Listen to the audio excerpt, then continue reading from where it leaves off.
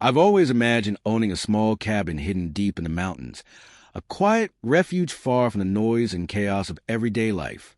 Just me and the steady whisper of the wind through the trees. About a year ago, that dream finally came true. I purchased a modest, rustic cabin sitting on a few peaceful acres. It was everything I had hoped for. The air was sharp and clean, the scenery was absolutely stunning, and the closest neighbor lived a good quarter-mile away. For the first several months, it was nothing short of perfect. I filled my days with long hikes, good books, and the kind of silence you can actually feel. This place became my sanctuary, my relief from the relentless pressure of my corporate job. I honestly believed I had found my private slice of heaven. That is, until Karen bought the property next door. At first, the warning signs were easy to miss. I noticed my electric bill creeping up slightly higher than normal. I brushed it off. Maybe I had turned the heat up too much during a cold snap, or used the oven more often than I thought. But when the following month's bill arrived and climbed even higher, I knew something wasn't right. I'm meticulous about energy usage. It's practically second nature to me. So I started investigating.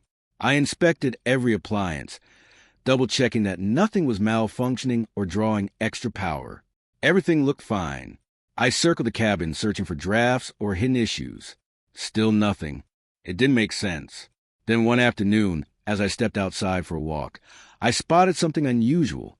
A bright orange extension cord ran from the side of my cabin, weaving through the trees and disappearing toward my neighbor's yard. I followed it slowly, my boots crushing fallen leaves beneath each step, disbelief growing heavier by the second. The cord led straight to an outdoor power outlet mounted on the back wall of my cabin, an outlet I rarely even used, and there it was, plugged in securely. I stood frozen for a moment, staring at it. Someone was actually siphoning electricity from me. Suddenly, my peaceful retreat didn't feel so peaceful anymore. My first reaction was simple. I unplugged it. I pulled the cord free from the socket, neatly coiled it up, and left it in a tidy pile on my porch. Message delivered. No confrontation required. Or so I thought. About 20 minutes later, I heard heavy footsteps charging up my long gravel driveway. A woman appeared, furious and red-faced. It was Karen. I'd only seen her from afar before, but now she was standing inches away from me, shaking with anger. "Did you unplug my cord?" she screeched, pointing at me accusingly. "Yes," I replied calmly. "You can't just plug into my house and use my electricity." To me, that seemed perfectly reasonable. To Karen, it was outrageous. Her eyes widened in disbelief. "Your electricity? That outlet is outside. That makes it public property. You don't get to hoard all that power. I have rights." I was stunned. Public property? Hoarding power? I explained that the outlet was attached to my home and that I paid the electric bill every single month. She wasn't listening. "You rich people are all the same," she yelled. "You think you own everything. I need that power. You're stealing from me by unplugging it." The absurdity was almost comedic, except it wasn't funny. According to her logic, I was robbing her by preventing her from robbing me. I ended the conversation firmly and warned her that if the cord appeared again, I would contact the authorities. She smirked and pulled out her phone. "Don't worry," she said smugly. "I'll call them. Let's see who they arrest."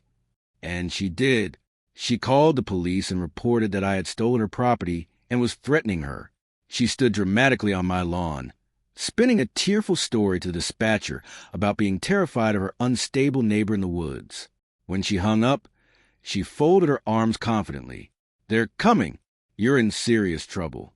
I sighed and went inside to wait. Honestly, part of me was curious how this would unfold. About 30 minutes later, a patrol car rolled up my driveway. 2 officers stepped out. Karen rushed toward them, retelling her version of events and pointing at me. One officer approached my porch. "Sir, we received a complaint that you've stolen this woman's property and denied her access to public electricity." I invited him to inspect everything. I showed him the outlet attached to my house and explained that I had simply unplugged her extension cord because she was taking power from my home. He nodded thoughtfully before turning to Karen.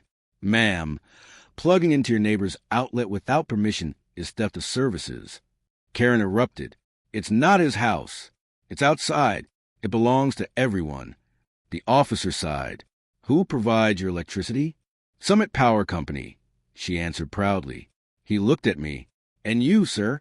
I took a steady breath. I'm also a Summit Power customer. I replied.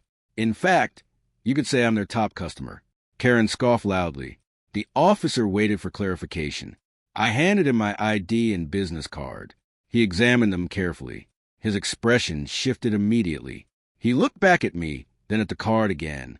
My apologies, Mr. Sterling, he said respectfully. I didn't recognize you. He leaned toward his partner and whispered something. Karen stared impatiently. Who is he? She demanded. The officer faced her squarely. Ma'am, this is John Sterling, the CEO of Summit Power Company. The forest went silent. The confidence drained from her face instantly, replaced with pure panic. She stood speechless, mouth opening and closing without a sound. The consequences were swift. The official report documented clear theft of services. Summit Power's legal department handled the rest. Karen was required to repay the stolen electricity along with substantial fines and legal costs. A restraining order was issued, preventing her from stepping foot near my property again. Her shed went dark for good. Within weeks, a for sale sign appeared in her yard, becoming locally known as the woman who tried to steal power from the power companies, though wasn't exactly good for her reputation. As for me, I'm back to enjoying the mountain quiet I originally sought. The only sound now is the breeze through the pines and the steady hum of electricity I rightfully pay for. It's ironic. I manage massive power grids and multi-million-dollar infrastructure every day, yet my most unforgettable power battle involved a single orange extension cord in the woods. And let me tell you, the silence has never felt sweeter. Thanks for watching. If you enjoyed this story, make sure to like and subscribe for more. I'll see you next time.